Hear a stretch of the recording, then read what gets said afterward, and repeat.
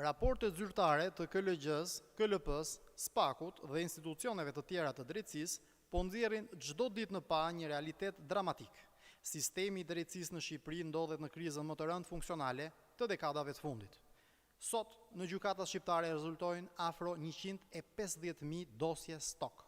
Vetëm në gjykatën e apelit të jurisdiksionit përgjithshëm janë afro 57.000 çështje në pritje.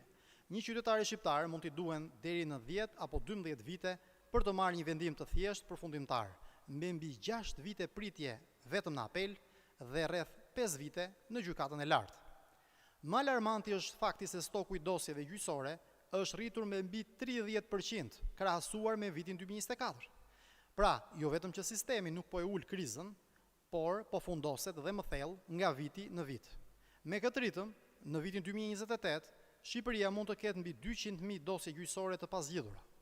Kjo është katastrofë kombëtare për shtetin ligjor dhe për vetë besimin e qytetarëve tek drejtësia. Kur drejtësia vonon për një dekadë, qytetari humbet besimin tek shteti, tek ligji, tek demokracia.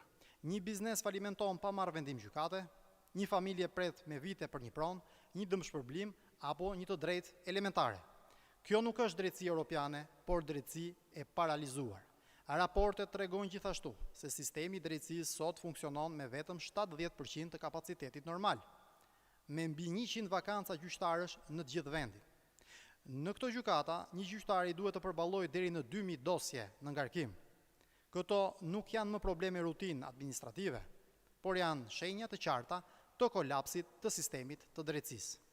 Raportet ndërkombëtare, por edhe vetë raportet e SPAK-ut dhe institucioneve të tjera të drejtësisë tregojnë qartë se Shqipëria vazhdon të përballet me korrupsion masiv, pastrim parash, ekonomi informale dhe depërtim të krimit të organizuar në sektor kyç të ekonomisë dhe jetës publike të vendit.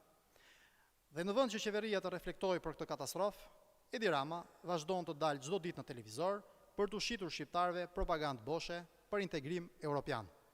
Nuk ka dhe nuk do të ketë antarësim të Shqipërisë në Bashkimin Evropian pa drejtësi funksionale, pa luftë reale ndaj korrupsionit, pa ndëshkim të përfituesve të paracaktuar, pa goditje të pastrimit parave dhe pa institucione të pavarura nga pushteti politik. Nuk mund të ketë BE kur qytetari pret 12 vite për drejtësi.